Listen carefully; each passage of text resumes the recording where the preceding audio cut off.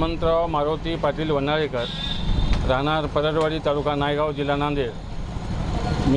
माझे वडील 85 ते 90 वर्षाच्या दरम्यानचे आहेत आणि त्यांच्यासाठी मी शुगरच्या गोळ्या घेण्यासाठी इथं आलो होतो।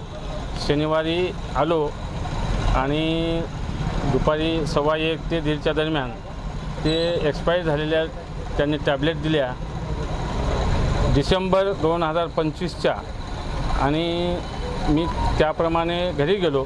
घरी गेल्यानंतर माझ्या मुलगी MBBS झालेली आहे।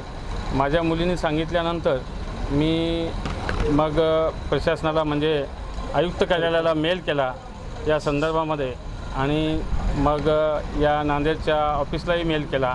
याप्रमाणे मी तक्रार केलेली आहे। कोणत्या गोळ्या होत्या ती? शुगरच्या आहेत। कोणासाठी घेऊन जाणार? इथं तोष्णीवाल मेडिकलवरून। नंतर काय आयुक्तांना मेल केली का? मी ते एक्सपायर्ड गोळ्या असल्याने मी मेल केलेला आहे। म्हणजे चुकीच्या गोळ्या म्हणजे एक्सपायरी झालेल्या जे तारीख संपलेल्या गोळ्या दिल्या म्हणून मी मेल केलेला आहे। आज पण त्या गोळ्या घेण्यासाठी आल्या होत्या? हो, आज माननीय इथले जे सहाय्यक आयुक्त राठोड साहेब आहेत त्यांनी माझ्या पाठीमागे होते।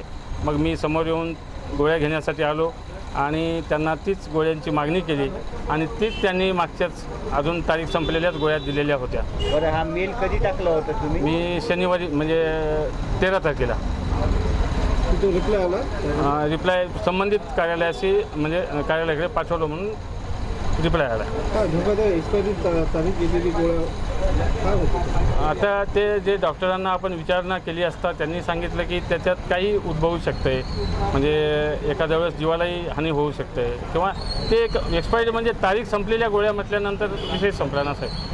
बरं, आता तुमची मागणी काय आहे, म्हणजे म्हणणं काय तुमचं? नाही, माझं म्हणणं काही नाही। एक्सपायर्ड गोळ्या विकू नये, कोणत्याही मेडिकल स्टोअरने ठेवू नये व जनतेने एक्सपायर झालेत का काय झालेत त्या पॉकेटवरती पाहावं या मताचा मी आहे। तुकाराम मुंडे साहेबांच्यामुळेच मलाही धाडस झालं, कारण त्यांना मी 2007पासून ओळखतोय। ते देगलूरला उपविभागीय जिल्हाधिकारी असिस्टंट कलेक्टर म्हणून होते। त्यावेळेस वाळूच्या संदर्भामध्ये आमची वाळू माफियांना मी त्यांना साहेबांच्याकडे हे करून दिलेलं होतं आणि त्यामुळे मला म्हणजे मुंडे साहेबांच्या बाबतीमध्ये चांगलं काम आहे त्यांचं। असंच ते आपण तुकाराम महाराज बघितला नाही, परंतु प्रत्यक्षात तुकाराम महाराज प्रत्यक्ष आम्ही पांडुरंग बघितला या तुकाराम मुंडे साहेबांच्या माध्यमातून, एवढं मात्र नक्की आहे।